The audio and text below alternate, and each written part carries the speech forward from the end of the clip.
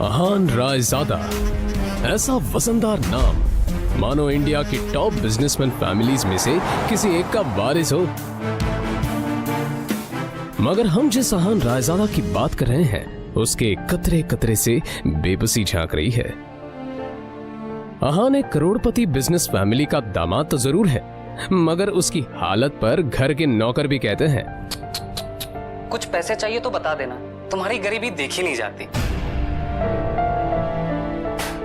कहने को तो अहान जैसी रिच फैमिली के दामाद सड़कों पर महंगी कार दौड़ाते थे, महंगे क्लब्स में जाते थे, मगर अहान की लाइफ में 3 चीजें आम थी। पहली चीज बेइज्जती, दूसरी चीज बहुत बेइज्जती, और तीसरी चीज बहुत से भी ऊपर वाली बेइज्जती। और हाँ, कभी कभी वो किसी रईस को जब अपनी बीवी को एक महंगे होटल में खाना खिलाते देखता था तो वो खुद से कहता था, एक दिन अपना भी टाइम आएगा जब मैं महंगे सूट में ऐसी किसी महंगे होटल में अपनी बीवी शनाया को दर्शन के साथ खाना खिलाऊंगा।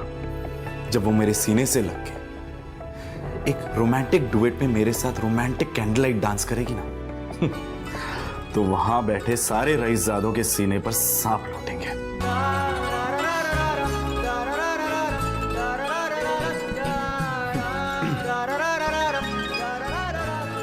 जरूर शनाया ने बहुत विश। अहान चौंक कर उठ खड़ा हुआ। मोबाइल स्क्रीन पर देखा तो शगुन का फोन था। अहान के सारे सपने छूमंतर हो गए। शगुन अहान की बीवी शनाया की कजिन थी, जो हमेशा ही अहान को नीचा दिखाने की कोशिश करती थी। मोबाइल की तरफ देखकर अहान ने बुरा सा मुंह बनाया और फिर कुछ सोचकर फोन उठा लिया। मेरे प्यारे जीजा जी, फोन नहीं उठाते आप? ये वो मैम। अच्छा वो सब छोड़िए, आप एक काम कीजिए, साहू ज्वेलर्स पे मेरा एक नेकलेस पड़ा है, मैंने ओनर को कॉल कर दिया है, वहाँ जाके नेकलेस कलेक्ट करके मेरे घर पे आइए। शगुन, मुझे बैंक जाना है और ये मैं बैंक जाने का तेवर किसी और को दिखाइएगा जीजा जी। वैसे भी आपको हमारे फैमिली के टुकड़ों पर ही पलना है ना? तो जितना काम कहा जा रहा है उतना कीजिए। और हाँ, नेकलेस के साथ में ओनर आपको 30,000 रुपए भी देगा, वो लेकर मेरे घर पे आ जाइए। और 30,000 रुपए में से 1 रुपया भी कम नहीं होना चाहिए, समझे ना? देखो शगुन, आज तक मैंने कभी चोरी नहीं की। और दूसरी बात यह कि अगर मुझ पर इतना डाउट है तो किसी नौकर को भिजवा के करवा लो। क्या है ना, बहस करने की इजाजत आपको है नहीं, तो जितना काम कहा जा रहा है उतना कीजिए। 1 घंटे के अंदर नेकलेस और पैसे लेकर मेरे घर आ जाइए। और फिर से कह रही हूँ, 30,000 रुपए में से 1 भी रुपया कम नहीं होना चाहिए। बाय। अरे है दीदी को बुलाओ यार, है दीदी।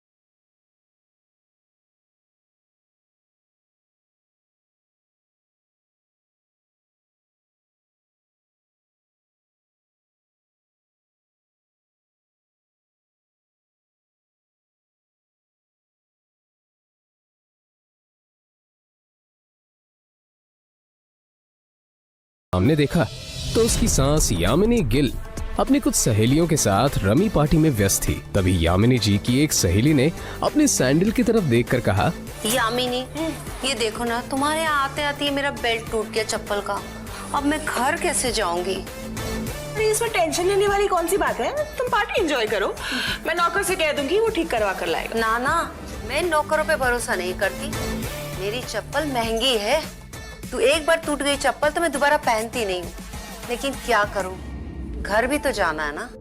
अहान उस तरफ से निकला ही था जब यामिनी जी की नजर उस पर पड़ गई। डोंट वरी, नौकर नहीं है, नौकर से थोड़ा ऊपर ही है, वो तुम्हारा काम अच्छे से करेगा। आहान सुनो, ये चप्पल लो और उसे ठीक करा कर लाओ। तभी यामिनी जी की सहेली ने कहा, यामिनी, ये सब काम दामाद से अच्छा नहीं लगता। अरे तुम इतना टेंशन क्यों ले रही हो, वैसे भी इसे ये सब काम करने में बड़ा मजा आता है। तुम लोग को भी कोई काम हो तो बता दे रहा। दामाद है तो क्या हुआ, चप्पल भी ठीक नहीं करा सकता? कुछ तो करे, वैसे भी कुछ करता धरता तो है नहीं।